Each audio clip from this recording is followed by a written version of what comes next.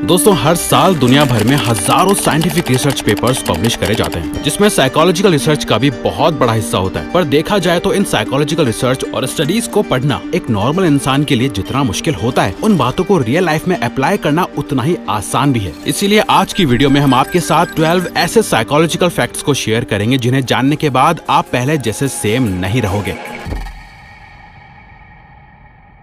What hurts the most? हम आपसे एक सवाल पूछते हैं और आप ऑनेस्टली आंसर करना। सबसे ज्यादा क्या हर्ट करता है? जब हम पेन की बात करते हैं तो सबके दिमाग में सबसे पहले फिजिकल पेन आता है, लेकिन साइकोलॉजी के अकॉर्डिंग पेन दो टाइप्स के होते हैं। फिजिकल पेन जब कोई इंजरी होती है और सोशल पेन जब कोई रिफ्लेक्शन, अकेलापन और रिजेक्शन मिलता है। और आपको जानकर हैरानी होगी कि साइकोलॉजी के अकॉर्डिंग जब कोई रिजेक्शन फेस करता है तब उसको फिजिकल पेन के बराबर ही दर्द होता है, क्योंकि रिजेक्शन मिलने पर ब्रेन वही पार्ट एक्टिवेट करता है जो किसी इंजरी पर होता है। Breakup is equal to rejection is equal to pain. Rejection मिलने पर बस मूव ऑन कह देना आसान है, पर असल में वो आपके ब्रेन के लिए एक इमरजेंसी सिग्नल होता है और इसीलिए आपका रिएक्शन इतना इंटेंस होता है। आफ्टर ऑल आपका ब्रेन कनेक्ट होने के लिए बनाया गया है, ना कि इग्नोर होने के लिए बनाया गया है। Cognitive dissonance. क्या कभी आपको ऐसा अपने अंदर से फील हुआ है कि जिस चीज को आप डिफेंड कर रहे हो वो गलत है, लेकिन फिर भी आप उसके लिए लड़ रहे हो, उस पर अटके हुए हो? वेल, ये एक मेंटल ट्रैप है जिसे कॉग्निटिव डिसोनेंस कहते हैं। कॉग्निटिव डिसोनेंस तब होता है जब आपके दिमाग में दो अलग बिलीफ्स आ जाते हैं। जैसे आप किसी लीडर, पार्टनर, आइडियोलॉजी के लॉयल हो, लेकिन आपको सामने से क्लियर प्रूफ दिखे कि वो गलत है। इस तरह की सिचुएशन में आपका लॉजिक कहता है यहाँ से निकल जाओ, पर दिमाग कहता है नहीं यार, मैं कैसे मानूं कि मैंने अपना इतना टाइम और एनर्जी इस पर वेस्ट किया है। जैसे एक टॉक्सिक रिलेशनशिप जहाँ शुरुआत में तो छोटी मैनिपुलेशंस होती हैं, फिर भी आप खुद पर डाउट करते हो मेरी ही गलती होगी। कॉग्निटिव डिसोनेंस आपके थॉट्स का लॉकडाउन है। जितना ज्यादा आप खुद को सही साबित करने की कोशिश करते हो, आप उतना ही डीपली ट्रैप में चले जाते हो। इसीलिए अपने साथ बिल्कुल ऑनेस्ट रहो। Illusion of control. जब आप लूडो खेलते हो तब 6 आने के लिए आप डाइस को बहुत जोर से रोल करते हो, वहीं जब आपको सिर्फ 1 लाना होता है तो आप डाइस को बहुत स्लोली रोल करते हो। आप ऐसा इसलिए करते हो क्योंकि आपको यकीन होता है कि इस तरह से आप जैसा नंबर चाहते हो वही आएगा, जबकि ये सच नहीं है। और इसी को इल्यूजन ऑफ कंट्रोल कहते हैं। ये दरअसल एक साइकोलॉजिकल बायस है जहां आप सोच लेते हो कि आप किसी भी सिचुएशन को कंट्रोल कर रहे हो, जबकि असल में वो पूरे चांस या प्रोबेबिलिटी पर डिपेंडेंट होती है। हम अपनी डेली लाइफ में बड़ी से बड़ी और कॉमन सी चीजों पर भी इसे अप्लाई करते रहते हैं। जैसे कार्ड्स खेलते वक्त जो प्लेयर कार्ड चूज करता है उसे यकीन होता है कि वही जीतेगा। किसी लॉटरी की टिकट जब आप खुद अपनी चॉइस से खरीदते हो तब आप जीतने को लेकर पूरे सेटिस्फाइड होते हो। इल्यूजन ऑफ कंट्रोल की वजह से लोगों का कॉन्फिडेंस बढ़ जाता है, जबकि आउटकम हमेशा प्रोबेबिलिटी पर ही डिपेंड करता है। एंकरिंग बायस।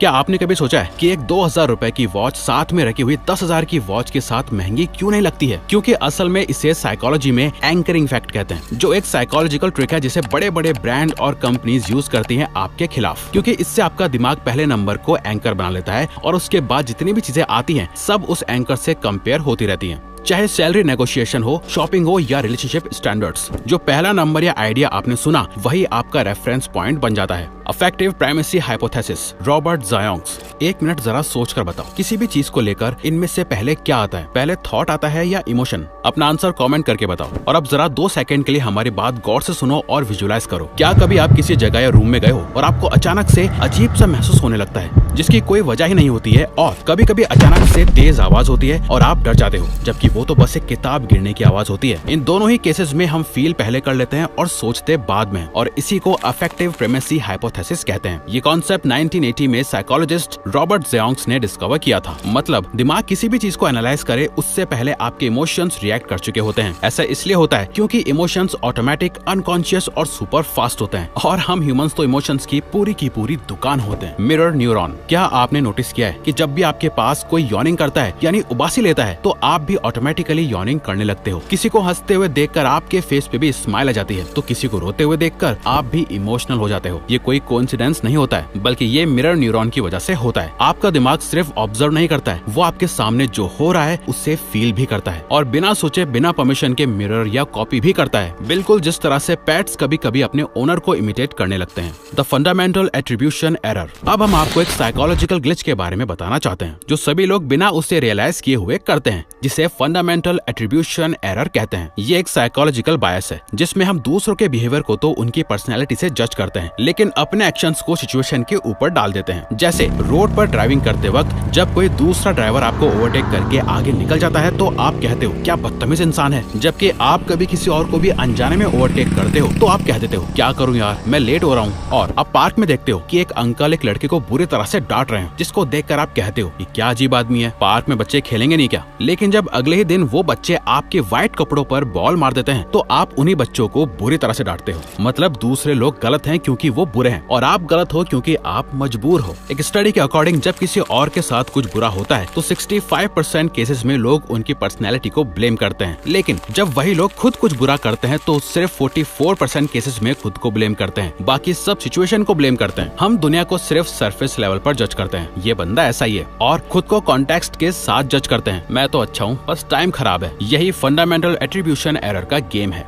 ट्रायंगुलेशन जैसा कि नाम से रिफ्लेक्ट हो रहा है, इसका मतलब है जब दो लोगों के बीच में किसी तीसरे को जबरदस्ती घुसा दिया जाता है। क्या आपने कभी नोटिस किया है कि कोई इंसान डायरेक्टली आपसे बात नहीं करता लेकिन किसी तीसरे पर्सन के थ्रू बात करवाता है, या कई बार लोग आपके पीठ पीछे दूसरों से आपके बारे में कुछ ऐसा बोलते हैं जिससे आप दोनों के बीच टेंशन हो जाए। इसी को ट्रायंगुलेशन कहते हैं। दरअसल ये एक मैनिपुलेशन टेक्निक है जहाँ एक इंसान किसी तीसरे का यूज करके अपना कंट्रोल बनाता है, चाहे वो दोस्ती हो, रिलेशनशिप हो या फैमिली हो। जैसे आपके और आपके पार्टनर की लड़ाई हो रही है और आपका पार्टनर आपको ओवर पावर करने के लिए अपने दोस्त को भी उस लड़ाई में इन्वॉल्व कर ले, और ऑफिस में कलीग दूसरे के अगेंस्ट गॉसिप फैलाने के लिए किसी तीसरे को इस्तेमाल करता है। Triangulation, divide and rule. Triangulation तब होता है जब कोई छुप के गेम खेल रहा होता है, उसका एम कंफ्यूजन, डिवाइड और कंट्रोल होता है, लेकिन अगर आप अवेयर हो, क्लियर हो और डायरेक्ट हो तो कोई आपको कंट्रोल नहीं कर सकता है। सही रिलेशनशिप और कनेक्शन वो होती है जहाँ बात सीधी होती है और बीच में कोई तीसरा नहीं होता है। Dunbar's number.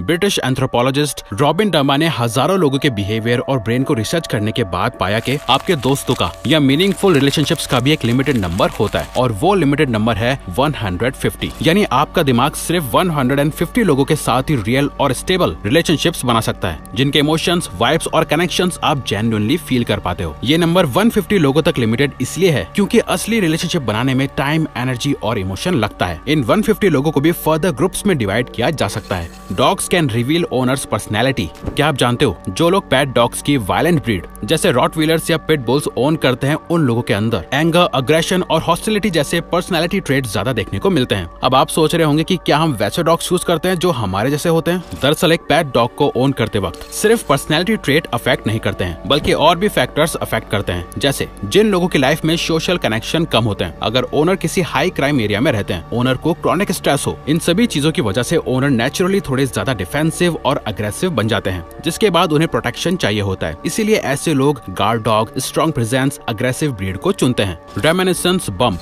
जनरली हमारी ह्यूमंस की मेमोरी रिसेंट चीजों को अच्छे से याद रखती है, जैसे कल या उससे एक दिन पहले क्या किया था, लेकिन एक साल पहले आज के दिन आप क्या कर रहे थे आपको ठीक से याद नहीं होगा। पर एक साइकोलॉजिकल फिनोमेना रेमिनिसेंस बम्प है जो कहता है कि इंसान को टीनेज और अर्ली अडल्टहुड की मेमोरीज यानी 10 से 30 साल की एज के बीच वाला समय सबसे ज्यादा शार्प और डिटेल तरीके से याद रहते हैं। जैसे अगर कोई इंसान 30 साल का है तो उसका फेवरेट हीरो, स्पोर्ट्स प्लेयर या सॉन्ग वही होगा जो उनको अपने टीनेज में पसंद था। ऐसा इसलिए होता है क्योंकि 10 से 30 साल की एज में हम अपनी आइडेंटिटी बिल्ड करते हैं। इस एज पीरियड में हमारे साथ जो भी होता है, दोस्ती, heartbreaks, first job, struggles, वो सब हमारे कैरेक्टर का हिस्सा बन जाते हैं। इसीलिए उन मोमेंट्स की मेमोरी हमारे ब्रेन में डीपली स्टोर हो जाती है। रेमिनिसेंस बम्प ही वो रीजन है जिसकी वजह से हम पास्ट के कुछ मोमेंट्स कभी भूल ही नहीं पाते हैं, जैसे first day of our new school और college. Day dreamers are more creative. आपने स्कूल में या अपने घर में किसी न किसी को ये कहते हुए जरूर सुना होगा कि ख्याली पुलाव मत पका, लेकिन क्या आपको पता है ख्याली पुलाव पकाना या डे ड्रीमिंग करना कोई टाइम वेस्ट करने वाली चीज नहीं है, बल्कि ये तो एक क्रिएटिव सुपर पावर है। क्योंकि साइकोलॉजिस्ट जेरोम एल सिंगर ने अपनी book day dreaming and fantasy में बताया है कि जो लोग डे ड्रीम करते हैं उनका दिमाग default mode network DMN activate कर देता है। ये ब्रेन का वो पार्ट है जो इमेजिनेशन, सेल्फ रिफ्लेक्शन और क्रिएटिव थॉट्स हैंडल करता है। ज्यादातर लोग जब किसी एक टास्क पर फोकस करते हैं हैं तो ये नेटवर्क ऑफ हो जाता है। लेकिन क्रिएटिव लोगों का DMN मुश्किल से मुश्किल काम को करते वक्त भी ऑन ही रहता है। मतलब ये लोग काम करते वक्त भी अंदर ही अंदर आइडियाज कनेक्ट करते रहते हैं। डे ड्रीमर्स लेजी नहीं होते हैं, वो इस दुनिया के अंदर अपनी एक अलग दुनिया चलाते हैं और यही अलग दुनिया उन्हें ज्यादा क्रिएटिव बनाती है। जैसे J.K. रोलिंग की famous fantasy novel Harry Potter. J.K. Rolling को हैरी पॉटर लिखने का आइडिया रेलवे स्टेशन पर बैठे बैठे आया था,